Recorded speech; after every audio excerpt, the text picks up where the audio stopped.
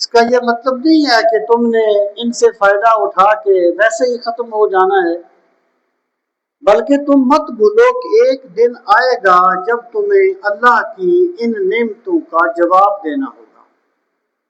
اللہ تعالیٰ تم سے پوچھے گا کہ تم نے میری نعمتوں کا استعمال کیسے کیا تھا۔ اب آپ غور فرمائیں، یوم ندعو کل اناس بامامہم، جس دن ہم ہر انسان کو اس کے امام کے ساتھ بلائیں گے۔ یعنی مراد یہ ہے کہ اس دن کو یاد کرو لوگوں، جب ہر انسان اپنے امام کے ساتھ آئے گا۔ پہلا سوال یہ ہے کہ امام کسے کہتے ہیں،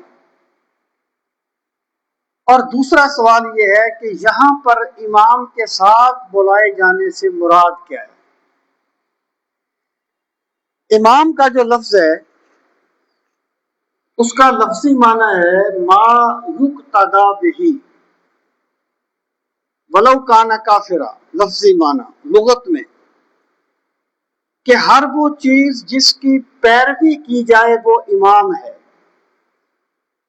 اگرچہ وہ کافر ہی کیوں نہ ہو۔ لفظ لغت میں اس کو بھی امام کہا جائے گا، جیسے کہ قرآن مجید میں فرمایا گیا فَقَاتِلُوا أَئِمَّةَ الْكُفْرِ، ائمہ امام کی جمع ہے، کفر کے اماموں سے لڑو۔ یہاں پر مراد ہے ان کے جو سردار تھے، کیونکہ وہ لوگ ان کی پیروی کرتے تھے۔ تو یہ پیروی جو ہے یہ کسی کتاب کی بھی ہو سکتی ہے، کتاب کو بھی قرآن مجید میں امام کہا گیا ہے، یہ کسی انسان کی بھی ہو سکتی ہے۔ تو لغت میں امام ہر اس شخص کو کہتے ہیں یا ہر اس چیز کو کہتے ہیں جس کی پیروی کی جائے، وہ جیسا بھی ہو، اچھا ہو یا برا ہو۔ اب اصطلاح میں امام کسے کہتے ہیں؟ اصطلاح میں امام کا لفظ پازیٹیو استعمال ہوتا ہے، نیگیٹو استعمال نہیں ہوتا۔ یعنی اگر ایک بندہ کفر کا سرغنہ ہے اور کافر اس کی پیروی کرتے ہیں تو اصطلاحاً اسے امام نہیں کہا جائے گا، کیونکہ امام کا لفظ پازیٹیو استعمال ہوتا ہے۔ اس سے مراد یہ ہے کہ کوئی انسان جب کسی کام میں اتنا ماہر ہو جائے کہ لوگ اس کی پیروی کرنے لگے، لوگ اس کو فالو کرنے لگے، تو اس کو امام کہا جاتا ہے۔ مثلا امام ابو حنیفہ، کیونکہ لوگ انہیں فقہ میں ان کی پیروی کرتے ہیں۔ امام راضی، لوگ اس میں تفسیر میں ان کی پیروی کرتے ہیں۔ امام کشیری، لوگ تصوف میں ان کی پیروی کرتے ہیں۔ اسی طریقے سے لغت میں بھی جو جن کی پیروی کی جاتی ہے انہیں بھی امام کہا جاتا ہے۔ تو شریعت میں امام ہر اس شخص کو کہا جاتا ہے جس کی لوگ پیروی کریں، اور جو امامت کا منصب ہوتا ہے یہ نبوت کی طرح نہیں ہوتا کہ جس طریقے سے نبی اللہ تعالیٰ خود نبی بناتا ہے تو امام بھی اللہ تعالیٰ بناتا ہے، اس طریقے سے نہیں ہوتا، بلکہ امام جتنا بھی بلند شان والا ہوگا وہ انبیاء کی پیروی کرنے سے اس مقام پر پہنچے گا۔ اب سوال یہ ہے کہ یہاں امام سے کیا مراد ہے؟ اس کی تفسیر میں کئی قول ہیں۔ ایک چیز تو یاد رہے کہ اس سے مراد وہ امام نہیں ہے جن کو ہم امام کہتے ہیں، یعنی امام ابو حنیفہ ہیں، امام مالک ہیں، امام شافعی ہیں، امام باقر ہیں، امام جعفر صادق ہیں۔ اس کی وجہ کیا ہے کہ ہر انسان کو اس کے ایک امام کے ساتھ بلا۔ یہاں قرآن نے یہ نہیں کہا کہ یوم ندعو کل اناس بأئمتہم، ہم لوگوں کو بلائیں گے ان کے اماموں کے ساتھ، نہیں، امام کے ساتھ۔ اب امام ابو حنیفہ امام ہے تو ان کا بھی تو کوئی امام ہے، تو بلایا تو جائے گا ایک امام کے ساتھ۔ اس لیے یہاں اس سے مراد جو ہے، یعنی ایک قول یہ ہے کہ اس سے مراد ہے کسی امت کا نبی، یعنی ہر امت کا جو نبی ہے وہ اس امت کا امام بھی ہوتا ہے۔ یعنی امام کا معنی ہے ہر نبی امام ہوتا ہے، نبی امام ہوتا ہے لیکن امام نبی نہیں ہوتے۔ اس سے مراد یہ ہے کہ کیونکہ لوگ انبیاء کی پیروی کرتے ہیں، ان کی تقلید کرتے ہیں، اس لیے ہر نبی امام بھی ہوتا ہے۔ تو ہر امت کو بلایا جائے گا اپنے نبی کی اقتدا میں، اپنے نبی کے ساتھ۔ وہ جو آفت مدر صاحب نے کہا تھا نا کہ ہم سوئے حشر چلیں گے شاہ ابرار کے ساتھ، ہم سوئے حشر چلیں گے شاہ ابرار کے ساتھ، قافلہ ہوگا رواں قافلہ سالار کے ساتھ۔ ایک قول اس میں یہ ہے، اور دوسرا قول یہ ہے کہ جو کتاب دی گئی ہے اس کو امام کہا گیا، اے اہل قرآن، اے اہل تورات، اے اہل انجیل، اے اہل زبور، اس طریقے سے یعنی کتاب کو یہاں پر امام کہا گیا۔ ہر بندہ جو ہے وہ اپنی کتاب کے ساتھ آئے گا۔ لیکن یہاں پہ راجح قول یہ ہے، دیکھیں راجح سے مراد یہ ہے کہ ہم پہلے قولوں کو غلط نہیں کہتے، اس بات کو ہمیں سمجھ لینا چاہیے کہ راجح کا مطلب یہ نہیں ہوتا کہ پہلا قول غلط ہے، مطلب یہ ہوتا ہے کہ وہ بھی ہو سکتا ہے لیکن یہ قول زیادہ صحیح ہے، اس کو کہتے ہیں راجح قول۔ اور ائمہ کے جتنے اختلافات ہوتے ہیں، ائمہ فقہ کے یا جتنے بھی اجتہادی مسائل ہوتے ہیں، ان میں صحیح اور غلط کا فیصلہ نہیں ہوتا، ان میں راجح اور مرجوح کا فرق ہوتا ہے کہ یہ قول راجح ہے اور یہ مرجوح ہے، یا صحیح اور اصح کہ یہ صحیح ہے اور یہ اس سے بھی زیادہ صحیح ہے۔ تو وہ قول غلط نہیں ہے، لیکن راجح قول یہ ہے کہ یہاں پر امام سے مراد ہے ہر شخص کا نامہ اعمال۔ رسول کریم صلی اللہ تعالی علیہ وآلہ وسلم نے فرمایا یُدْعَ النَّاسُ وَيُعْطَىٰ کِتَابُهُمْ بِیَمِینِهِ کہ کچھ لوگوں کو بلایا جائے گا اور ان کا نامہ اعمال ان کے دائیں ہاتھ میں دے دیا جائے گا۔ تو یہاں سے مراد یہ ہے کہ لوگوں، جب تم قیامت کے دن ہماری بارگاہ میں آؤ گے تو تمہارے اعمال چھپے ہوئے نہیں ہوں گے، تمہارا نامہ اعمال تمہارے ہاتھ میں ہوگا اور تم خود اس کو پڑھ رہے ہوگے۔ اور فرمایا گیا ہم ہر شخص کا نامہ اعمال اس کے سامنے پھیلا دیں گے اور پھر ہم کہیں گے اقرا کتابک کفا بنفسک الیوم علیک حسیبا، آج اپنا نامہ اعمال پڑھ لے، آج اپنے آپ کو غلط ثابت کرنے کے لیے تو اکیلا کافی ہے۔ دنیا میں تو بندہ اپنی غلطی نہیں مانتا تھا نا، ایک غلطی کو بڑے طریقوں سے صحیح ثابت کر دیتا تھا، بڑے دلائل دیتا تھا، لیکن قیامت کے دن حق نمودار ہو جائے گا، بولتی زبانیں گونگ ہو جائیں گی اور حقیقت آخر تک بے نقاب ہو جائے گی۔ تو یہاں پر راجح اور اصح قول کے مطابق امام سے مراد ہے نامہ اعمال۔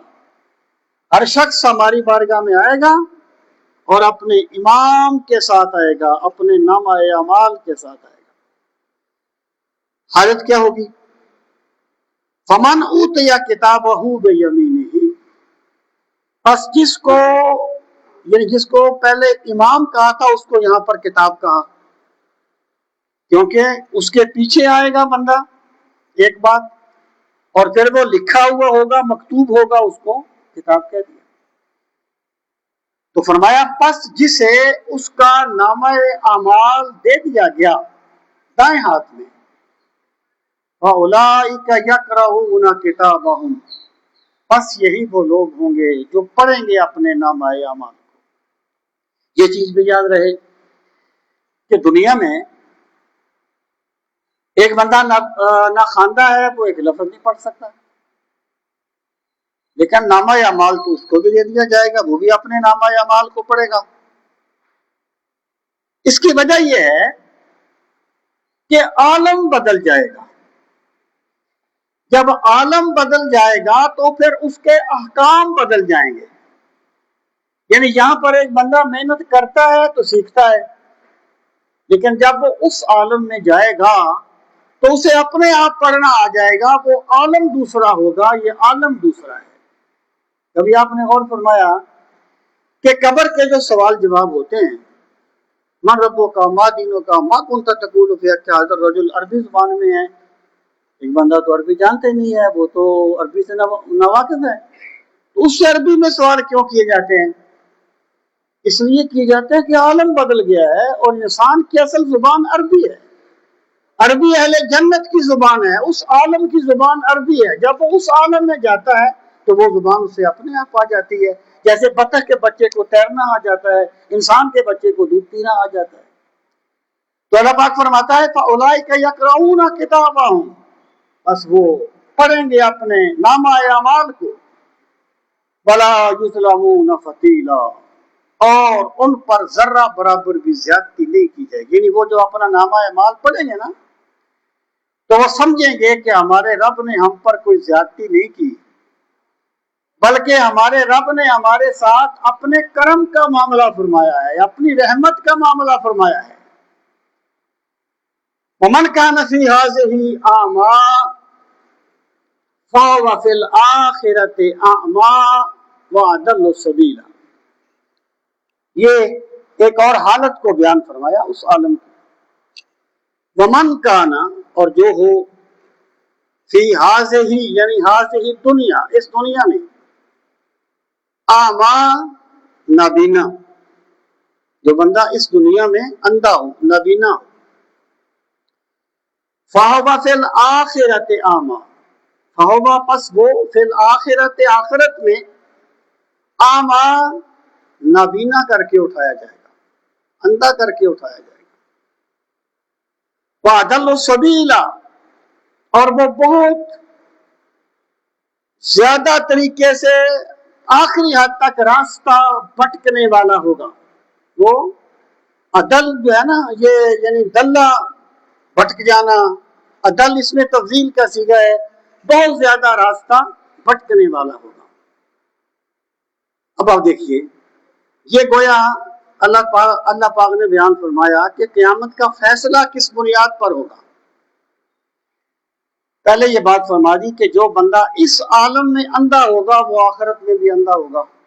اس کا ایک مطلب تو یہ ہے کہ جو اخروی سزائیں ہیں وہ دنیاوی جرائم کے مشابہ ہوتی ہیں، یعنی بندے نے جرم جس نوعیت کا کیا ہوتا ہے نا، تو اخروی سزا اس کے مشابہ ہوتی ہے۔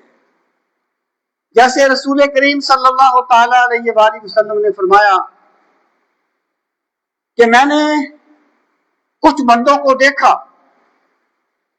وہ خون کی نہر میں غوطے کھا رہے ہیں، اور جب وہ باہر آنے کی کوشش کرتے ہیں تو فرشتے پتھر مار کے انہیں دوبارہ وہاں پھینک دیتے ہیں۔ تو میں نے جبریل امین سے پوچھا یہ کون لوگ ہیں؟ تو جبریل امین نے بتایا کہ یہ وہ لوگ ہیں جو دنیا میں سود کھایا کرتے تھے۔ یعنی سود کھانے والا ایکچولی غریب کا خون نچوڑتا ہے نا، تو اس کی سزا بھی ایسی دی گئی۔ اور ایک آپ نے یہ بھی فرمایا کہ کچھ بندوں کو دیکھا ان کے سر پتھروں سے کچلے جا رہے ہیں۔ میں نے پوچھا یہ کون لوگ ہیں؟ تو مجھے بتایا گیا کہ یہ وہ لوگ ہیں جن کے سر نماز کے وقت بستروں پر بھاری ہو جایا کرتے تھے۔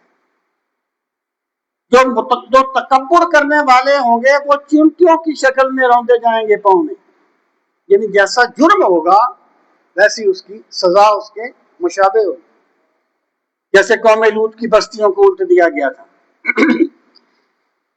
تو اس کا مطلب یہ ہے کہ جو بندہ اس دنیا میں اندھا بنا رہے گا، اللہ تعالیٰ اسے آخرت میں بھی اندھا کر کے اٹھائے گا۔ یہاں پر اندھا کرنے سے مراد کیا ہے؟ اندھا ہونے سے مراد کیا ہے؟ آنکھوں کا اندھا ہونا نہیں۔ آنکھوں کا اندھا ہونا کوئی عیب نہیں ہے، یہ بیماری بھی ہو سکتی ہے، یہ بندے کی آزمائش بھی ہو سکتی ہے، کچھ بھی ہو سکتا ہے۔ اس سے مراد ہے دل کا اندھا ہونا۔ دل کا اندھا ہونا یعنی جو بندہ یہاں پر دل کا اندھا ہو جائے گا اور حق کو نہیں دیکھے گا، ہم اسے قیامت کے دن بھی اندھا کر کے اٹھائیں گے۔ وہ جو 16ویں پارے میں کہا گیا ہے کہ وہ کہے گا پروردگار تو نے مجھے اندھا کر کے کیوں اٹھایا؟ وَكُنْتُ بَصِيرًا، میں تو دنیا میں دیکھا کرتا تھا۔ اللہ پاک فرمائے گا قَالَ كَذَلِكَ أَتَتْكَ آيَاتُنَا فَنَسِيتَهَا وَكَذَلِكَ الْيَوْمَ تُنْسَى، اس لیے کہ تیرے پاس میری آیات آئی تھی، تو آیات کا کمال دیکھنے سے اندھا ہو گیا تھا، اس لیے آج ہم نے تجھے یہ سزا دی ہے۔ تو اللہ پاک نے اس کا مطلب یہ ہے کہ لوگوں، اللہ نے تمہیں جو نعمتیں دی ہیں نا دنیا میں، ان کی قدر کرو۔ اگر بندہ ان نعمتوں کی قدر نہیں کرے گا تو پھر اللہ کی بارگاہ میں اس کا جواب دینا ہوگا اور ان کی سزا بھگتنی ہوگی۔ وَأَضَلُّ سَبِيلًا، اور وہ بہت برا راستہ بھٹکنے والا ہوگا۔ وَإِنْ كَادُوا لَيَفْتِنُونَكَ عَنِ الَّذِي أَوْحَيْنَا إِلَيْكَ لِتَفْتَرِيَ عَلَيْنَا غَيْرَهُ وَإِذًا لَاتَّخَذُوكَ خَلِيلًا۔ یہ اگر آپ ربط کی روشنی میں دیکھیں گے تو یہ مشرکین کے ایک رویے کا ذکر کیا گیا ہے۔ یعنی ہوا یہ تھا کہ کچھ لوگ تھے جو کہتے تھے کہ ہم اسلام قبول کرتے ہیں، لیکن آپ ہمیں یہ اجازت دیں کہ ہم ایک بت کی عبادت ساتھ ساتھ کرتے ہیں، ہم نماز پڑھیں گے، روزہ رکھیں گے، جو بھی آپ کام دیں گے وہ کریں گے، ہمیں ایک بت کے ساتھ عبادت کرنے کی اجازت دے دیجیے۔ تو یعنی اس طریقے سے وہ مداہنت چاہتے تھے۔ یہ آیات اس پس منظر میں نازل ہوئی، اور پھر آپ دیکھیں پہلے یہ کہا گیا تھا کہ وہ جو دنیا میں اندھا بن گیا وہ آخرت میں بھی اندھا ہوگا۔ اب فرمایا کہ ان کے برا ہونے کا کمال یہ ہے کہ یہ خود ہی اندھے نہیں بنے بلکہ یہ دوسروں کو بھی اندھا بنانے کے چکر میں ہیں۔ یعنی اگر ایک بندے کے پاس ایک کمال نہ ہو تو کم از کم وہ جس کے پاس کمال ہے اس کی عظمت کو تو مان لے۔ اگر وہ خود اسے قبول نہیں کرتا تو اس کے راستے میں رکاوٹ تو نہ بن جائے۔ تو ان کا المیہ یہ ہے کہ یہ خود اندھے نہیں بنے ہوئے بلکہ یہ دوسروں کو بھی اندھا بنانے کے چکر میں ہیں۔ اور کسی نے کہا تھا، ایک روایت کا مفہوم ہے کہ وہ بندہ کتنا برا ہے جو خود تو دنیا سے چلا گیا لیکن اس کا گناہ دنیا میں باقی ہے، اور وہ بندہ کتنا اچھا ہے جو خود دنیا سے چلا گیا لیکن اس کی نیکی دنیا میں باقی ہے۔ اگر ایک بندے نے ایک بندے کو کسی برائی پہ لگا دیا ہے، جیسے کہ رسول کریم علیہ الصلوۃ والسلام نے فرمایا کہ من سن حسنۃ فی الاسلام، جس بندے نے کسی اچھی چیز کی ابتدا کی اللہ تعالیٰ اس کو اس کا اجر دے گا، اور جو بندہ اس پر عمل کرے گا جب نیکی پہ لگانے والا دنیا سے چلا جائے گا تو جتنا اجر نیکی کرنے والے کو ملے گا اتنا اللہ اسے نیکی پر لگانے والے کو بھی دے گا۔ جس بندے نے کسی کو برائی پر لگا دیا جتنا گناہ اس کو ملے گا برائی کرنے والے کو، تو جب وہ قبر میں چلا جائے گا اور جس نے اس کو برائی پر لگایا تھا تو جتنا گناہ برائی کرنے والے کو ملے گا اتنا اسے قبر میں ملتا رہے گا۔ اس لیے رسول کریم علیہ الصلوۃ والسلام نے فرمایا کہ دنیا میں جتنے بھی قتل ہوتے ہیں اور قاتل کو جتنا گناہ ملتا ہے ان سب کا گناہ قابیل کو بھی ملتا ہے کہ اس نے قتل کی ابتدا کی تھی۔ اس سے مراد یہ ہے کہ بندے کو جو چاہیے کہ اگر وہ خود کوئی نیکی نہیں کر رہا تو کم از کم نیکی کے راستے میں رکاوٹ نہ بنے، کم از کم نیکی کو اپریشیٹ ضرور کرے، اور اپنے آپ کو سچ ثابت کرنے کے لیے نیکی کے راستے میں رکاوٹ بن جانا، یہ تو بدبختی کی انتہا ہوتی ہے اور شقاوت کا نقطہ عروج ہوتا ہے۔ اب آپ غور فرمائیں، وَإِن كَادُوا، مشکل آیات ہیں یہ معنی کے اعتبار سے، وَإِن كَادُوا، اور بے شک، کادو یہ ہوتا ہے کسی کام کے قریب ہونے کو بیان کرنے کے لیے آتا ہے، یعنی قریب ہے۔ لَيَفْتِنُونَكَ، فتنہ کسی کو آزمائش میں ڈالنا، یعنی قریب تھا کہ وہ آپ کو آزمائش میں ڈال دیتے، ڈالا نہیں ہے، ڈال دیتے۔ کس چیز سے؟ ان الذی اوحینا، اس سے جو ہم نے وحی کیا، الیکا، آپ کی طرف، لتفتری علینا غیرہ، لتفتری، تاکہ آپ افترا باندھیں، بہتان باندھیں، علینا، ہمارے اوپر، غیرہ، اس کے علاوہ۔ اصل میں کچھ لوگ ایسے تھے جن کی نیت تو بالکل ٹھیک تھی، لیکن اس کا نتیجہ صحیح نہیں تھا۔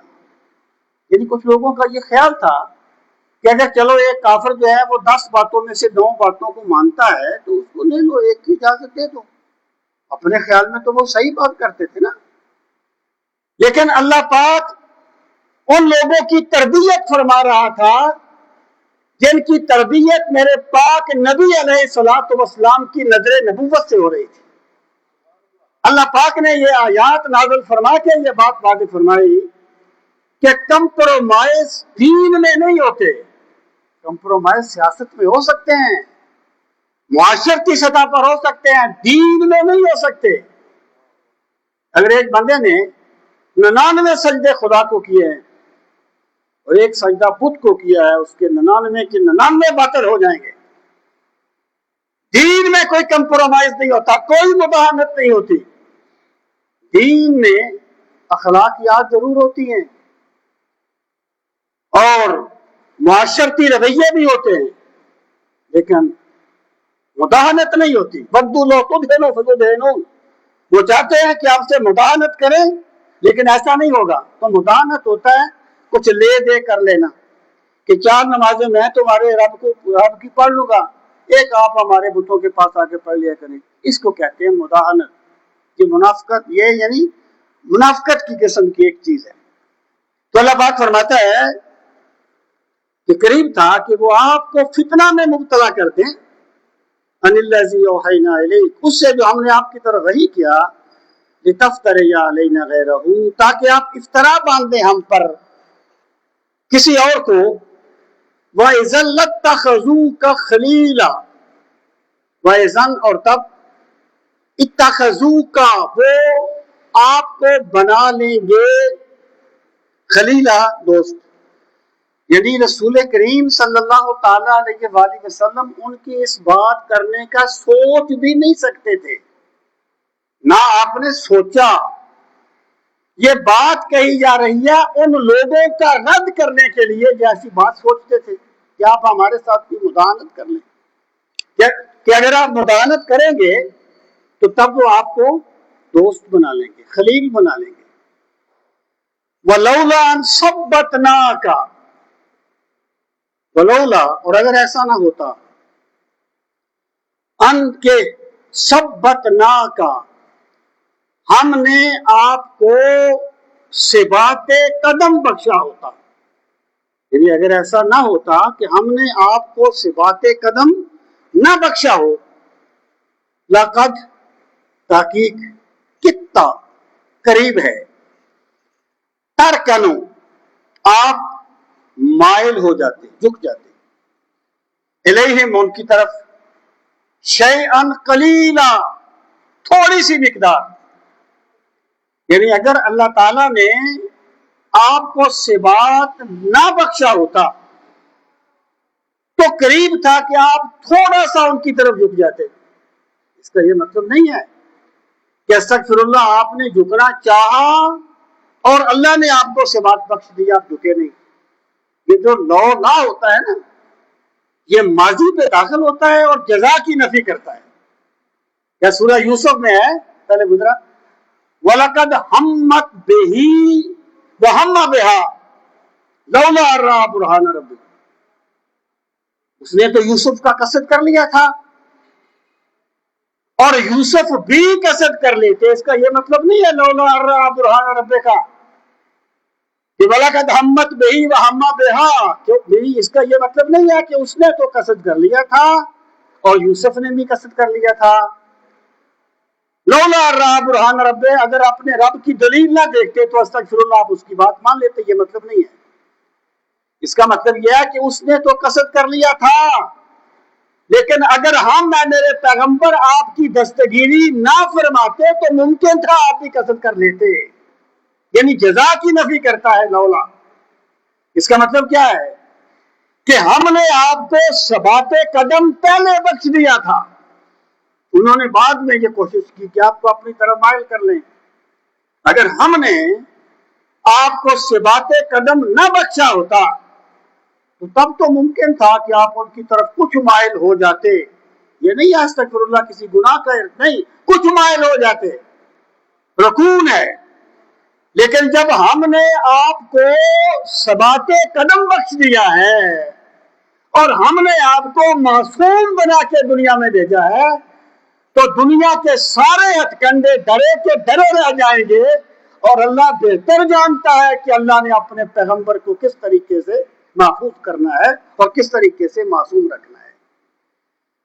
اب ارشاد فرمایا، یعنی یہاں پر ان ثبتناک لقد کدت ترکن علیہم، جزا کی نفی ہے کہ ہم نے آپ کو ثبات بخشا، اس لیے یہ ہو ہی نہیں سکتا تھا کہ آپ ان کی طرف مائل ہو جاتے۔ اذا لأذقناک ضیف الحیات وضیف الممات، یہ قضیہ فرضیہ ہے۔ بعض چیزیں ایسی ہوتی ہیں جو صرف بات کو واضح کرنے کے لیے کہی جاتی ہیں، جیسے اللہ پاک نے فرمایا کہ ان کان للرحمن ولد فانا افضل العابدین، کل ان کان للرحمن ولد۔ اے میرے پیغمبر صلی اللہ علیہ وآلہ وسلم، آپ فرمائیے کہ اگر اللہ کے کوئی اولاد ہوتی، اگر اللہ کے کوئی بیٹا ہوتا تو میں سب سے پہلے اس کی عبادت کرتا۔ حضرت پیر میرے اجازہ فرماتے ہیں کہ یہ جو آیا کریمہ ہے نا، یہ نسبت کے شرف پر دلیل ہے کہ اگر اللہ کا بیٹا ہوتا تو میں سب سے پہلے اس کی عبادت کرتا، کیونکہ میرے رب کا بیٹا ہے نا۔ لیکن اللہ کا بیٹا تو نہیں ہے، ہو ہی نہیں سکتا۔ اللہ تعالیٰ کے نظام میں اللہ پاک نے اس کو مہار رکھا ہے، تو یہاں صرف بات کو واضح کرنے کے لیے یہ بات کہی گئی ہے۔ تو یہاں پر بھی بات کو واضح کرنے کے لیے یہ کہا گیا کہ اگر آپ ان کی طرف مائل ہو جاتے پھر کیا ہوتا؟ مائل ہونا نہیں ہے، کیونکہ ہم نے آپ کو ثبات قدم بخشا ہے، ہم نے آپ پر عصمت کے دروازے وا کر دیے ہیں۔ اگر یہ ہوتا پھر کیا ہوتا؟ اذا لأذقناک ضیف الحیات وضیف الممات، اگر بالفرض آپ ان کی طرف مائل ہوتے تو تب ہم آپ کو چکھا دیتے۔ ذاکا یوں کو ہوتا ہے نا چکھنا، اس سے متعدی بن گیا ازاکا، یعنی کسی کو چکھانا۔ لأذقناک، یقیناً ہم آپ کو چکھا دیتے کیا؟ ضیف الحیات، یعنی ضیف عذاب الحیات، یعنی زندگی کا بھی دگنا عذاب، وضیف الممات، اور موت کا بھی دگنا عذاب۔ اس کا مطلب کیا ہے کہ مقام جتنا بلند ہوتا ہے گرفت بھی اتنی ہی سخت ہوتی ہے۔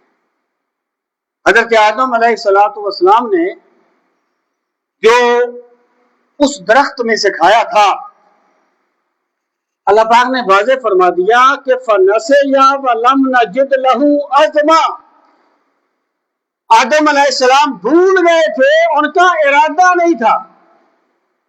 نسیان تو معاف ہوتا ہے، عام بندہ اگر نسیان کوئی کام کر لے اللہ اس پہ گرفت نہیں کرتا، معاف ہوتا ہے۔ لیکن حضرت آدم سے اس پر بھی پوچھا گیا کہ ایسا کیوں ہوا؟ بود آدم دیدہ نور قدیم، مولا روم کہتے ہیں کہ حضرت آدم نور قدیم کی آنکھ تھے، اور آنکھ میں ایک ذرہ بھی چلا جائے تو بہت تکلیف دیتا ہے۔ مقام جتنا بلند ہوتا ہے گرفت بھی اتنی سخت ہوتی ہے۔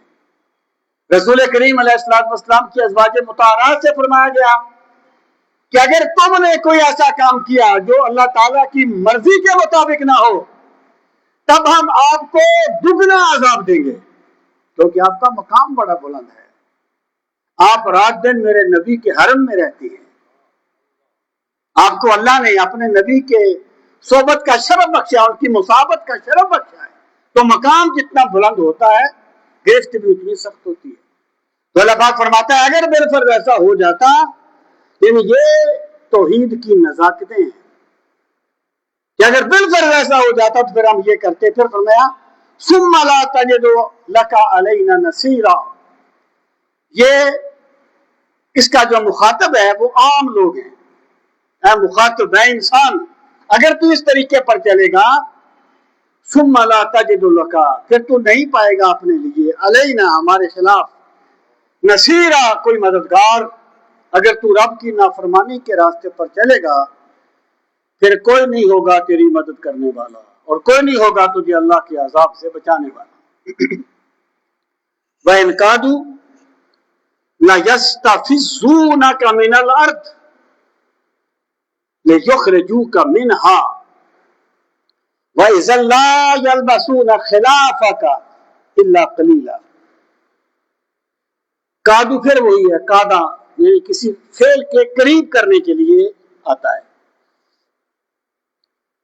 استفساس یہ لفظ غالباً پچھلے درس میں بھی آیا تھا، جو اس سے پچھلے میں آیا تھا، اس کا معنی ہوتا ہے کسی کو ڈرا دینا، کسی کو یعنی ڈرا دھمکا کے اس سے کوئی ایسا کام کرانا جو صحیح نہ ہو۔ اللہ پاک فرماتا ہے وَإِنْ كَادُوا لَيَسْتَفِزُّونَكَ، اور اگر وہ اس کے قریب ہو جائیں کہ وہ آپ کو ڈرا دھمکا دے، من الارض زمین سے، یعنی الارض سے مراد ہے ارض مکہ، یعنی وہ مکہ مکرمہ میں آپ پر کوئی ایسی کیفیت طاری کر دیں، کس لیے؟ لِيُخْرِجُوكَ، تاکہ وہ آپ کو نکال دیں۔ اخرج یخرج، اخراج کا معنی ہے نکالنا۔ رسول کریم صلی اللہ تعالی علیہ وآلہ وسلم نے جو ہجرت کی تھی نا، دیکھیں یہاں پر ہر کام کا فاعل حقیقی اللہ تعالیٰ کی ذات ہوتی ہے، بندہ اس کا سبب بنتا ہے۔ تو سرکار نے جو ہجرت کی تھی وہ امر الہی سے کی تھی، اس کا سبب جو بنا تھا وہ مشرکین بنے تھے، وہ کافر بنے تھے، اس لیے نسبت سبب کی طرف کر دی گئی کہ اگر وہ آپ کو نکال دیں منہا اس سے، وَإِذًا لَا يَلْبَسُونَ خِلَافَكَ إِلَّا قَلِيلًا، وَإِذًا اور تب، لا یلبسونا، لبسا یلبسو کا معنی ہوتا ہے ٹھہرنا، لا یلبسون وہ نہیں ٹھہریں گے، خلافہ کا آپ کے پیچھے، الا قلیلا مگر بہت کم، یعنی اگر بالفرض وہ آپ کو ہجرت پر مجبور کر دیتے ہیں یا ان کی وجہ سے آپ ہجرت کرتے ہیں تو مت بھولیں انہیں جو امان ملی ہوئی ہے نا میرے پیغمبر صلی اللہ علیہ وسلم، وہ آپ کے وجود اقدس کے صدقے میں ملی ہوئی ہے۔ اگر وہ یہ کام کریں گے پھر آپ کے بعد وہ بھی زیادہ عرصہ باقی نہیں رہیں گے۔ سرکار نے ہجرت کی اور دوسرے سال ان کے سردار کس طریقے سے بدر کے میدان میں مارے گئے اور کس طریقے سے ان کی سرداریاں ختم ہوتی گئی، اور 6-7 سال کے اندر کیا سے کیا ہو گیا، کیسے وہ گردنیں جھکا کر سرکار کی بارگاہ میں بیٹھ گئے۔ تو مراد یہ ہے کہ اگر وہ آپ کو ہجرت پر مجبور کریں گے تو وہ مت بھولیں کہ آپ کے بعد وہ یہاں پر رہیں گے، انہیں جو ہم نے ادھر رہنے کی مہلت دی ہے وہ آپ کے صدقے میں دی ہے. جو اللہ رب العزت نے ارشاد فرمایا کہ ان پر عذاب اس لیے نہیں آتا میرے پیغمبر وَأَنْتَ فِيهِمْ وَمَا كَانَ اللَّهُ مُعَذِّبَهُمْ وَأَنْتَ فِيهِمْ. اللہ انہیں عذاب اس لیے نہیں دیتا کہ آپ ان میں تشریف فرما ہیں. تو ارشاد فرمایا خلافک الا سنت من قد ارسلنا قبلک من رسلنا. سنت کا جو لفظ ہے یہ کئی معنوں میں استعمال ہوتا ہے. اس کا لفظی معنی ہوتا ہے الطریقۃ المسلوکہ کانت سیئۃ او حسنۃ. وہ راستہ جس پر چلا جائے وہ اچھا ہو یا برا. یعنی سنت الاولین بھی تو کہا گیا نا, پہلے کافروں کا طریقہ, پہلے کافروں کی سنت. لفظی معنی ہے الطریقۃ المسلوکہ کانت سیئۃ او حسنہ. وہ طریقہ, وہ راستہ جس پر چلا جائے وہ اچھا ہو تب بھی سنت ہے, برا ہو لغت میں تب بھی سنت ہے. اور شریعت میں سنت کیا ہے؟ شریعت میں سنت سے مراد ہے نبی کریم صلی اللہ تعالی علیہ وآلہ وسلم کا قول, آپ کا فعل یا آپ کی تقریر. دیکھیں ایک حدیث ہے, کبھی کبھی یہ لفظ حدیث کا مترادف بھی ہوتا ہے. ہم کہیں یہ کام سنت سے ثابت ہے, مطلب ہے حدیث سے ثابت ہے. یہ کام حدیث سے ثابت ہے, مطلب ہے سنت سے ثابت ہے. کبھی کبھی یہ ہم معنی بھی استعمال ہوتے ہیں. لیکن عمومی طور پر حدیث کا لفظ آپ کے فرمان کے لیے استعمال ہوتا ہے اور سنت کا لفظ آپ کے طرز عمل کے لیے استعمال ہوتا ہے. ایک فرق یاد رہے حدیث اور سنت میں کہ سنت کا جو اطلاق ہے یہ رسول کریم صلی اللہ تعالی علیہ وآلہ وسلم کے علاوہ بھی کسی پر ہو سکتا ہے. آپ کہہ سکتے ہیں کہ یہ کام حضرت علی کی سنت ہے, یہ حضرت ابن عمر کی سنت ہے, لیکن حدیث کا لفظ سوائے سرکار کی ذات کے کسی اور کے لیے استعمال نہیں ہوتا. یعنی اور جب کسی دوسرے کے لیے سنت کا لفظ استعمال کیا جائے تو پھر وہاں یہ وضاحت کرنی ہوتی ہے کہ یہ کس کی سنت ہے. اگر مطلق کہا جائے کہ یہ کام سنت ہے تو اس سے مراد سرکار کا طرز زندگی ہوگا یا سرکار کا عمل مبارک ہوگا. اب آ جائیں یہاں پر سنت سے کیا مراد ہے. یہاں پہ سنت سے مراد ہے اللہ کا قانون, اللہ تعالیٰ کا طریقہ جو اس نے کائنات میں جاری و ساری کر رکھا ہے, اس کو سنت کہا گیا ہے. دیکھیں رسول کریم صلی اللہ تعالی علیہ وآلہ وسلم کی جو سنت ہے نا وہ شخصی پیروی نہیں ہے, بلکہ بندے کے دو قسم کے کام ہوتے ہیں. بعض کام ایسے ہیں جس میں اس کو اختیار نہیں ہے, وہ کب دنیا میں آیا, کب دنیا سے چلا گیا, کس خاندان میں پیدا ہوا, امور اضطراریہ, اختیار نہیں ہے. ان میں تو بندہ اللہ کی مرضی کے مطابق چلتا ہے, اور جن میں بندے کو اختیار ہے اس میں اللہ کی مرضی کیا ہے. امور اختیاریہ میں اللہ کی مرضی کا پتہ ذات پیغمبر سے چلتا ہے, اس لیے سرکار کے طریقہ مبارکہ کو سنت کہا جاتا ہے. اس لیے اللہ پاک نے فرمایا من یطع الرسول فقد اطاع اللہ, جس نے رسول کی اطاعت کی اس نے اللہ کی اطاعت کی. یہاں پر سنت سے کیا مراد ہے؟ اللہ کا طریقہ کہ جیسا کرو گے ویسا بھرو گے. امام غزالی نے جو نبوت پر بحث کیا ہے اس میں فرماتے ہیں کہ سرکار کے بہت سے فرامین ایسے ہیں جن کو بندہ پڑھے تو بندہ سمجھ جاتا ہے کہ یہ بات کوئی غیر نبی کر ہی نہیں سکتا. اللہ کے ایسے طریقوں کو بیان کیا.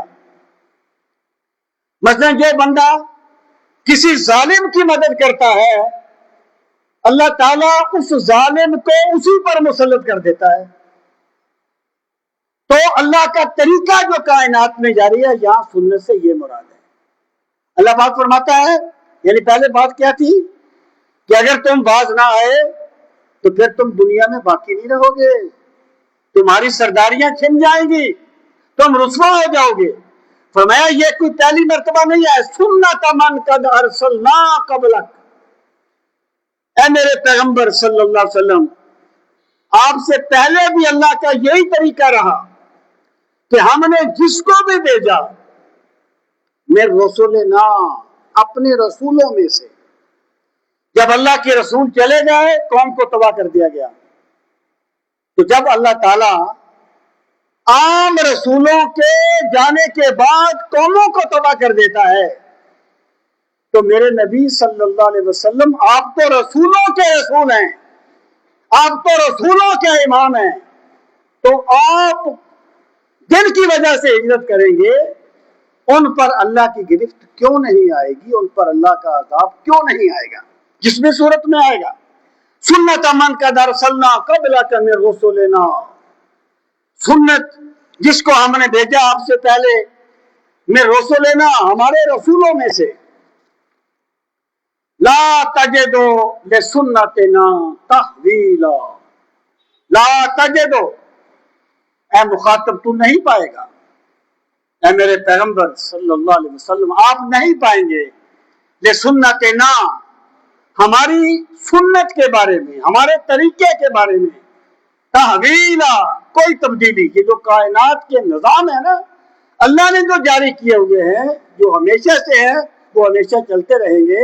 اگر پہلے انبیاء کے ساتھ یہ معاملہ ہوا تھا تو آپ کے ساتھ بدرجہ اولا یہ معاملہ ہوگا۔ اللہ تعالی ہم سب کو دین کا فہم صحیح نصیب فرمائے۔ وما علینا الا البلاغ المبین۔ الحمدللہ رب العالمین والعاقبۃ للمتقین، الصلاۃ والسلام علی سید المرسلین وعلی آلہ واصحابہ اجمعین۔ ربنا آتنا فی الدنیا حسنۃ وفی الآخرۃ حسنۃ وقنا عذاب النار۔ ربنا وآتنا ما وعدتنا على رسلك ولا تخزنا يوم القيامة إنك لا تخلف الميعاد۔ یا ارحم الراحمین، ہم سب کی حاضری اپنی بارگاہ عالی میں قبول و منظور فرما۔ پروردگار عالم اپنے بے پناہ کرم کا واسطہ ہمیں قرآن مجید کی تلاوت کا ذوق نصیب فرما، ہمیں قرآن مجید کی تلاوت کی حلاوت نصیب فرما۔ میرے مالک قرآن مجید کو سمجھنے کے لیے ہمارے سینوں کو کشادہ فرما۔ یا اکرم الاکرمین، قرآن مجید کی بے پناہ برکتوں کا واسطہ تمام دکھیوں کے دکھ دور فرما، تمام پریشان حالوں کی پریشانیاں دور فرما، تمام بیماروں کو شفائے کاملہ و عاجلہ نصیب فرما۔ میرے مالک قرآن مجید کے انوار و تجلیات کا واسطہ ہمارے دلوں کو منور فرما۔ میرے مالک ہماری قبروں کو بھی منور فرمانا۔ میرے مالک قیامت کے دن بھی قرآن مجید کا نور نصیب فرمانا، قرآن مجید کی شفاعت نصیب فرمانا۔ ربنا تقبل منا انک انت السمیع العلیم وتب علینا انک انت التواب الرحیم، وصلی اللہ تعالی علی خیر خلقہ ونور عرشہ وزینۃ فرشہ محمد وعلی آلہ واصحابہ اجمعین، آمین برحمتک یا ارحم۔ اللہ پاک سب کو جزائے خیر دے، اپنے وقت دیا، جزاکم اللہ واحسن الجزاء۔